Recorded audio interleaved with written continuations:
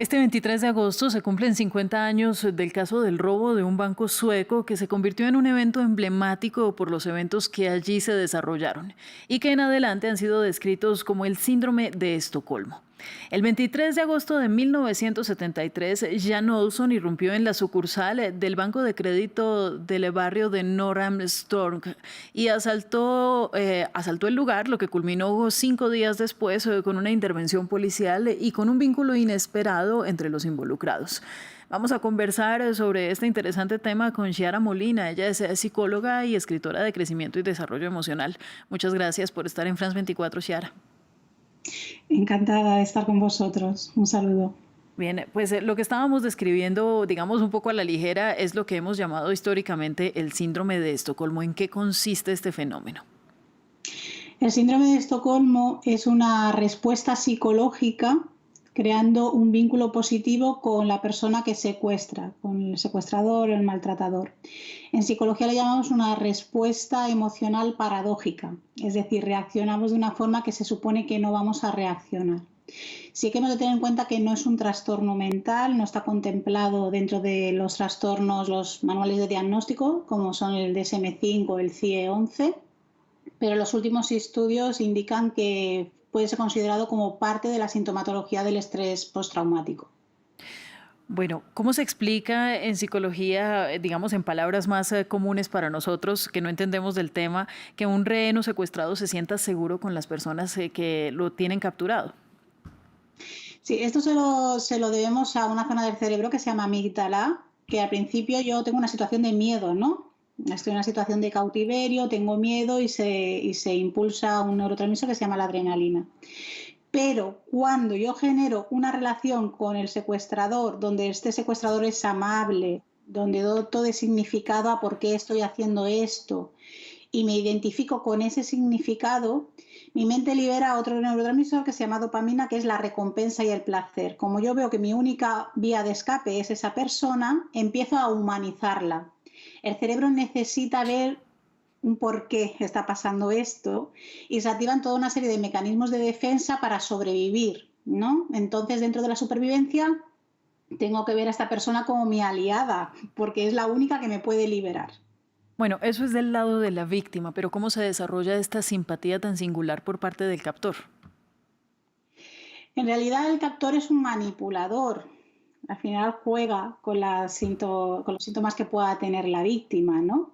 ¿En qué sentido es un manipulador? Porque primero lleva a la gente al miedo para que se paralicen y luego interacciona constantemente con la víctima para que lo vea como una parte humana. Es decir, suelen ser personalidades también, lo que llamamos la tríada oscura de la personalidad, pues más narcisistas, psicopáticas, maquiavélicas, no siempre. Hay a veces que hay un significado, ya te digo, social o económico, que es lo que pasó en Estocolmo realmente. Había una situación política muy compleja.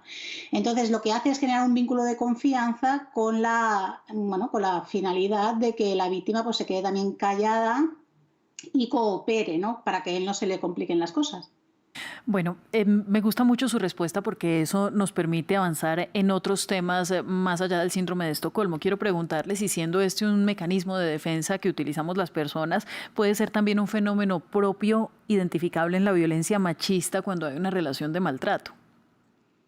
Sí, en realidad no es que el síndrome de Estocolmo tenga una identidad de género, pero sí encontramos esta sintomatología en las víctimas de violencia de género, porque en realidad se da una situación muy parecida, ¿no? Estoy sosteniendo una situación de violencia durante mucho tiempo, puede ser psicológica o física, y yo para pertenecer al vínculo, para liberarme de lo que llamamos el triángulo de las Bermudas, la culpa, la vergüenza, el miedo, tengo que empatizar o generar compasión con esa persona y acabo dudando, ¿no? De mi propia autoestima, de mi propio amor propio y empiezo a justificar por qué esa persona es así. Entonces, sintomáticamente sí son muy, muy parecidos.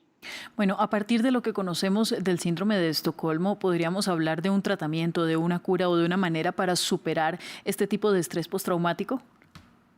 Sí, si lo vinculamos al estrés postraumático, como bien dices, tenemos desde el punto de vista psicológico un acompañamiento desde lo que se llama la psicología cognitivo-conductual, hay que hacerle ver a la gente, identificar la consciencia del trauma que han vivido, el por qué, cómo piensan y qué hacer con ello, es decir, desprogramarles ese síndrome de Estocolmo en el que han caído. Y hay una técnica que se utiliza mucho también en los casos de violencia de género o de maltrato con la triada oscura de la personalidad, que es una técnica que se llama EMDR, que está especializada en trabajar los traumas, y este sería un trauma. Bueno, hay un tema también alrededor del síndrome de Estocolmo y es que ha sido retratado muchísimas veces a lo largo de la historia y en la cinematografía. Cuando uno habla de King Kong podría estar viendo un ejemplo del síndrome de Estocolmo. ¿Cuál es el problema de romantizar este fenómeno? Sí, exacto, el King Kong sería como el síndrome del Estocolmo, pero el problema de romantizarlo es ver que hay algo realmente positivo, es decir, se produce una distorsión cognitiva de la realidad. No se ve como una manipulación y, por tanto, como yo es una realidad que me parece incluso a veces simpática, pues no puedo abordarlo de una forma que me vaya a hacer bien a mí, ¿no? Entonces caigo en problemas de dependencias, en problemas de establecimientos de límites y ahí empiezo a distorsionar no solo el trauma que me ha pasado, sino el resto de ámbitos de mi vida también.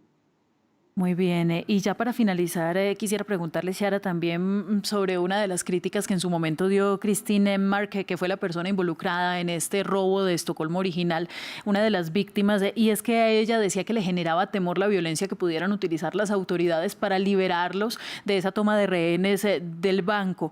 ¿Es hilar demasiado fino o tiene sentido que la fuerza extrema es mala de donde venga y que también hay que dudar de quienes nos protegen? Es totalmente una respuesta psicológica normal. Para esa persona había dos amenazas, una que era el secuestrador y otra que era la policía. Estaba en medio de un fuego armado, por decirlo así, ¿no? Entonces la mente no diferencia de este es bueno, el otro es malo, sino se siente en amenaza y por tanto reacciona. Aparte, lo que te decía antes, ¿no? La situación política del país hizo también que ella simpatizara con el secuestrador y veía a las fuerzas de seguridad como enemigas. Entonces, pues es normal que sintiera temor y amenaza igual que sintió la primera vez que vio al secuestrador. Pues Ciara, yo le agradezco mucho por ayudarnos a navegar en este tema que tanto escuchamos, pero que tampoco analizamos en nuestra vida diaria. Es Ciara Molina, psicóloga y escritora de crecimiento y desarrollo emocional. Que tenga un feliz día. Gracias, gracias a vosotros igualmente. También un feliz resto de jornada para las personas que nos ven y continúen conectadas. Seguimos en France 24.